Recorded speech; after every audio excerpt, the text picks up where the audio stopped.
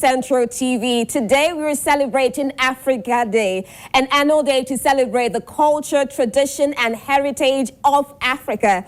I am Rita Omodia, and of course on New Central TV, being a station that puts Africa first, we will be celebrating Africa Day with a 4-hour package program. So you'll not just be seeing only me, you'll be seeing all the delectable anchors who are going to be discussing situations in Africa. We're going to be looking at politics, security, economics, sports, and entertainment. Now, what an interesting conversation this will be today as we celebrate the history of Africa. Every year, 25th of May, we celebrate the cultural heritage of Africa. And joining me for this discussion as we begin the first belt, as we discuss politics, we have Dr. David Matsanga. Dr. David Matsanga is a global affairs analyst. Thank you so much for joining us on NC and New Central TV as we celebrate Africa Day. Thank you very much, Rita. Thank you very much, all of you in the News Central. I thank God that we have grown to this level as an African. I'm very proud, and I'm wearing a cotton shirt from Uganda cotton, which was made in Uganda, not anywhere else. I'm very proud to be an African. Thank you. Definitely, we are all proud to be Africans today, and every day we should be proud to be Africans. Now, looking at the political landscape, I mean, today coincidentally celebrates 60 years since the establishment of the Organization of African Unity, which is now known as African Union. A day set aside where African leaders said they need to celebrate the African culture, they need to emancipate from the slavery of the colonialists. Today is 60 years since the Organization of African Unity was formed, since African leaders came together to celebrate the Africa Day. How would you assess the conduct of the OAU and African leaders in putting Africa first and putting Africa's government in the priority? Thank you very much, Rita. We have made a few strides in Africa. We have moved forward. At some time, we came back after the independence. Military coups took place. We moved back to the dark ages. We moved again, became democratic institutions came out in Africa. Then we moved into after the collapse of the Soviet Union, the Cold War went over, that we started a new direction for Africa. It has been making democratization a process, a priority. But we have again moved, in some parts of Africa, we have moved again into dictatorship, tendencies of militarism, terrorism, insecurity that has caused Africa what to be called a child that cries all the time.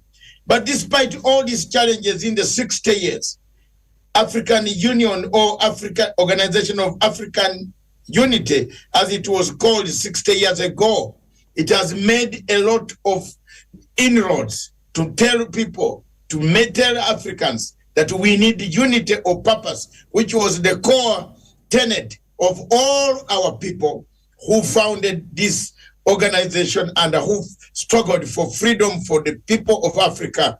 Kwame Nkrumah, Sekou Toure, Obote, Jomo Kenyatta, Patrice Lumumba, Amilcar Cabral, Bella Bella.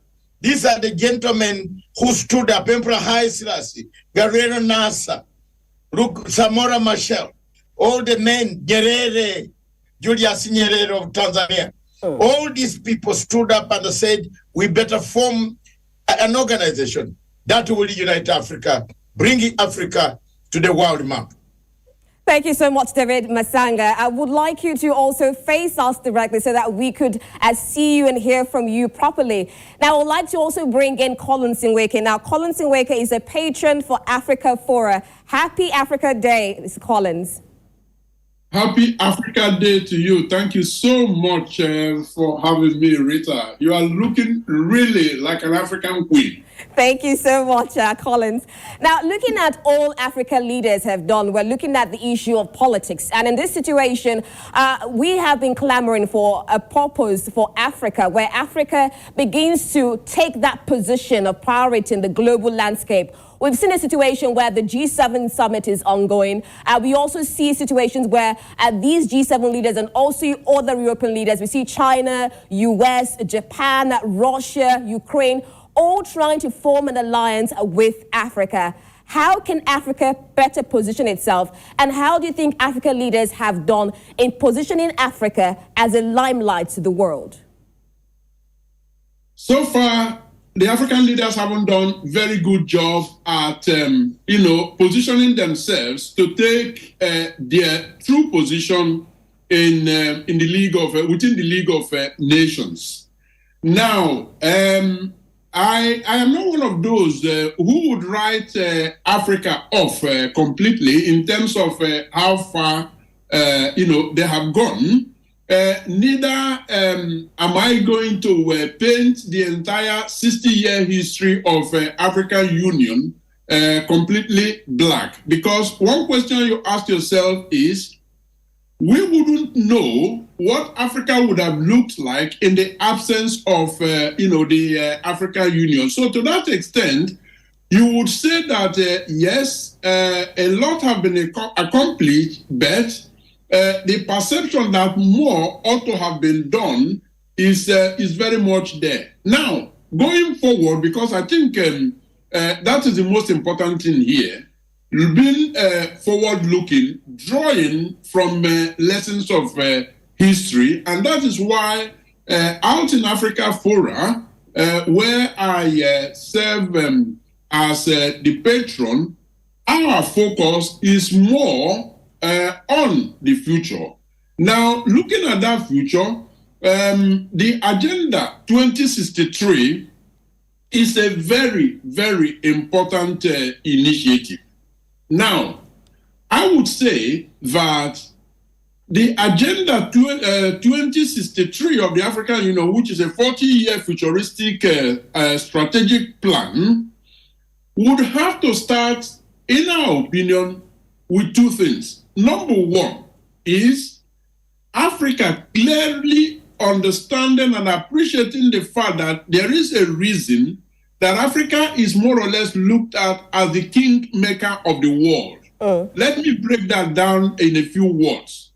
You have mentioned, Rita, that everyone is running to Africa, be it China, be it Turkey, be it Russia, United States, European Union, and all of that. They are running to Africa because they see something in Africa. Africa has become that bride that everyone wants.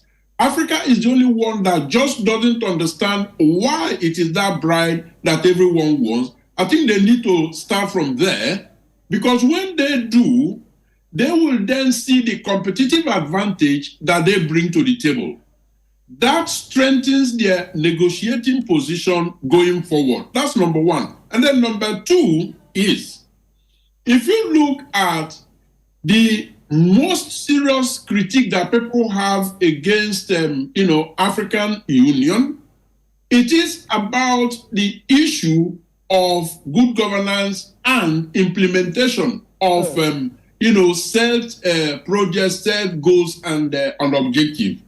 That means that African Union as an institution needs complete overhaul if they want to get the leadership right, because when the leadership is not right, every other aspect of developmental aspirations and agenda will amount to practically nothing.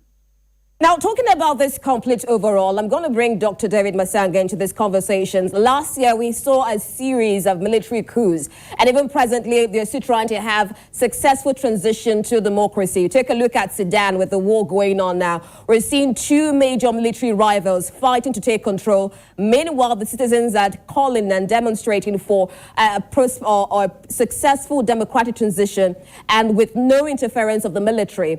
Looking at all the situations that we've had had with the civilian administration and now military coups saying that they're the way forward. How can we bring about political stability to the region in Africa?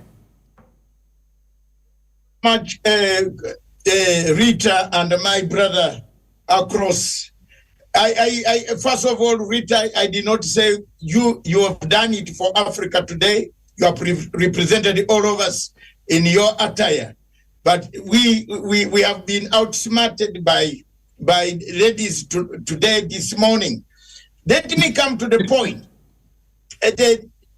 I agree with my brother 100%. African Union needs to be overhauled. We must overhaul African Union. African Union is not working. It doesn't work. It stopped working. It stopped working with Madame Zuma. When Madame Zuma was in African Union, let's be honest, there was something that you could call yourself and say this is the African Union Commission. But you African Union Commission, at my age, I cannot tell a lie and I go around and say it is functioning. No, it isn't. And my brother there is correct. We needed to overhaul it. We needed to stop military coups, not to wait and condemn them. We need new blood in African Union.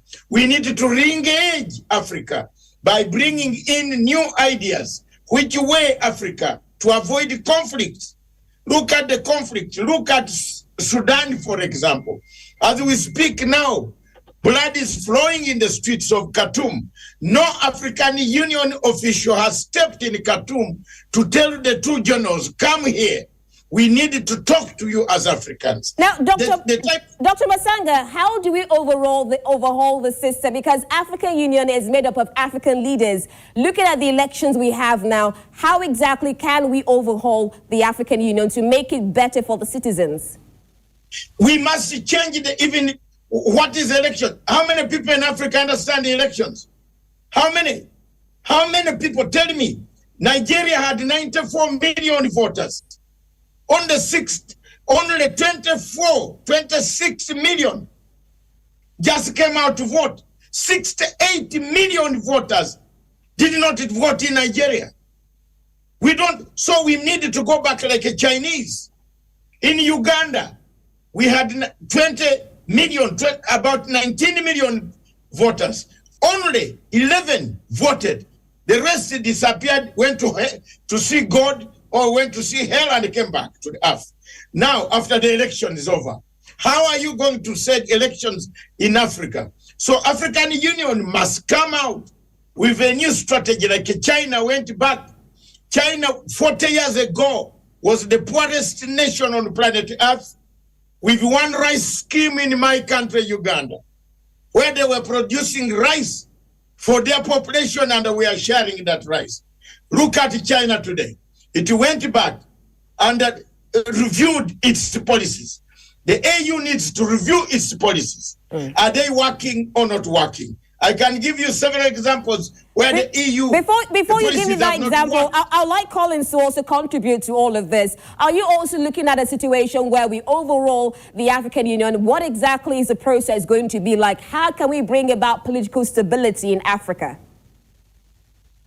I believe 100% in the points that my big brother is making out there in regards to changing the way we elect, the African leaders as part of that overhaul. Now, I believe that the African Union could be a bit more representative than it is today.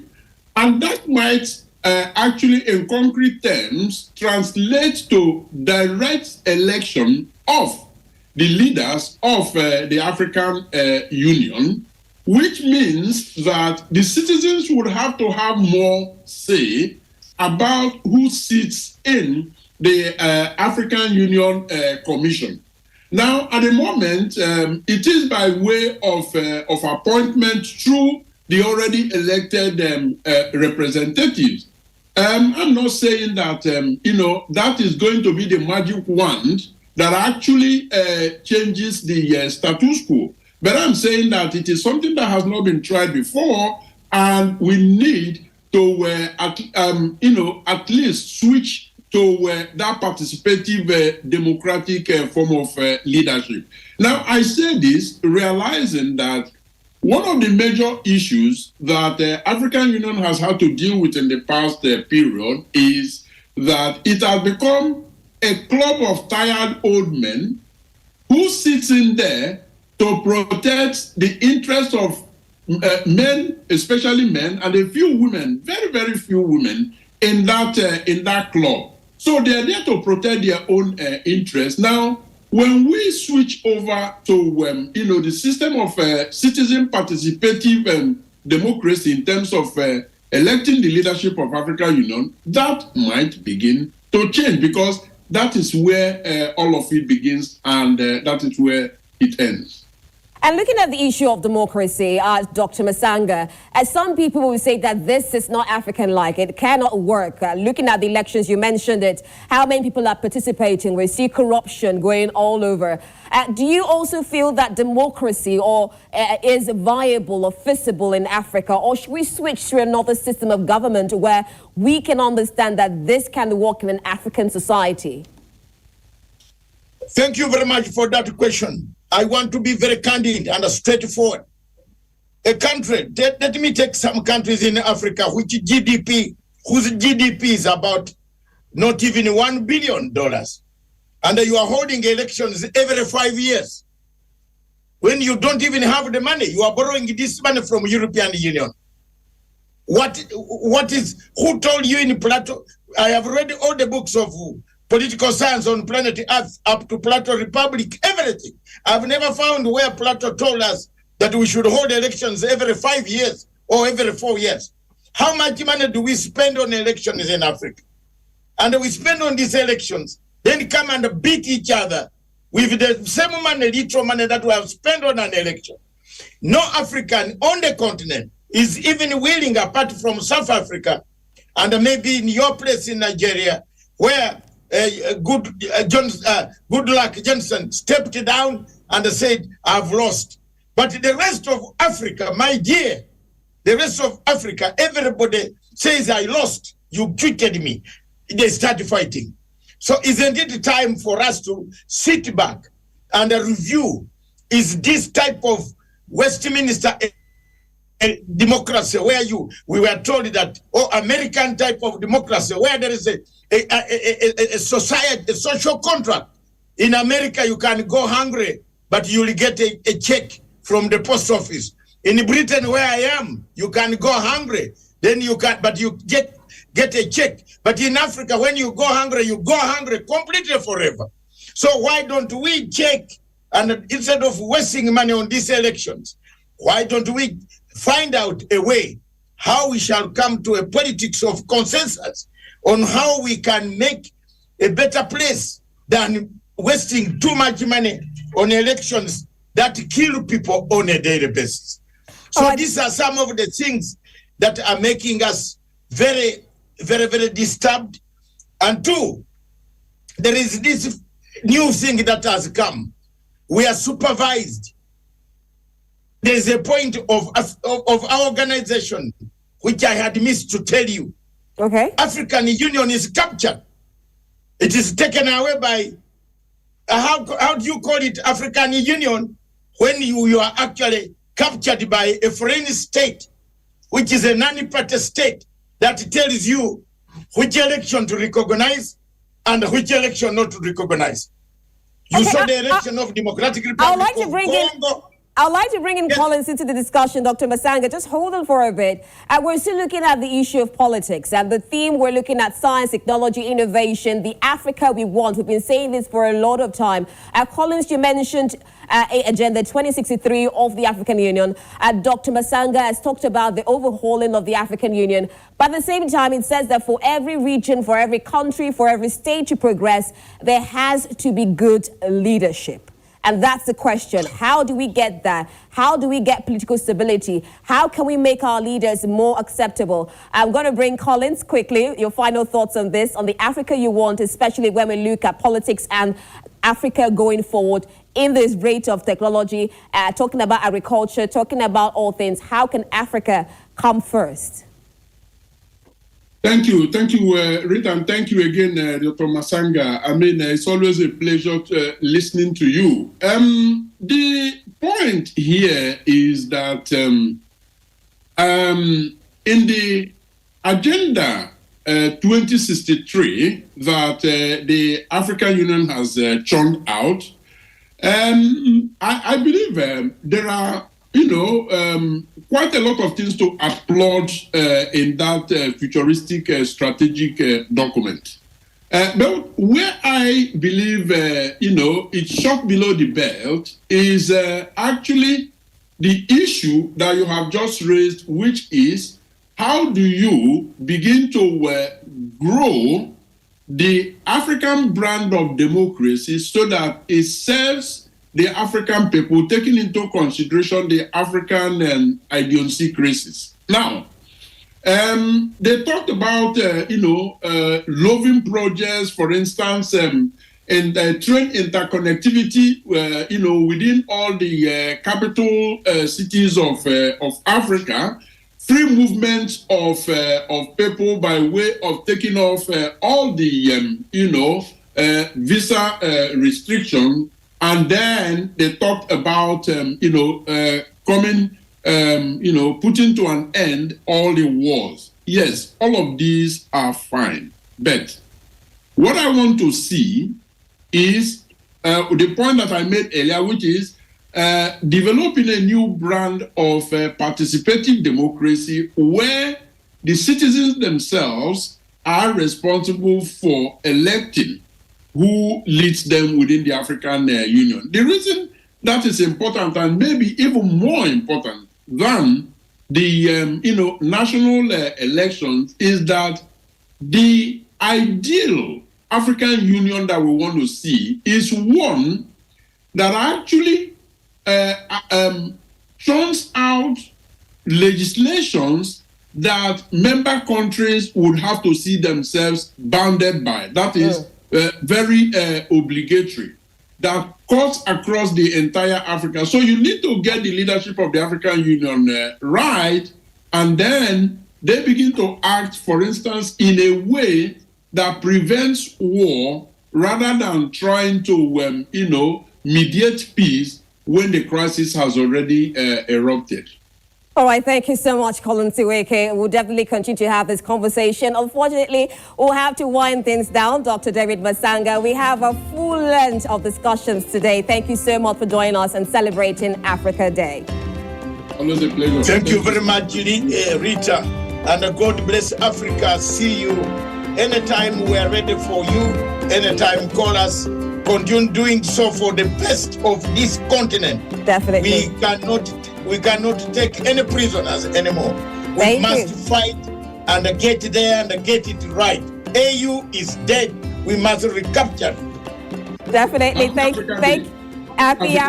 Happy Africa Day. Once again, we're celebrating Africa Day. It's not just about the culture of Africa. It also symbolizes the determination of the people of Africa to free themselves from foreign exploitation. We celebrate today Africa as a continent. We celebrate Mother Africa. It's not going to be the end. We still have other things to discuss on how to bring a better and prosperous Africa, the Africa that we want. We have the security situation coming next in our agenda. And of course, Benga Boriwa will be here. We also have sports, economy, and entertainment. It's all about Africa Day today. I am Rita Omodia. See you later.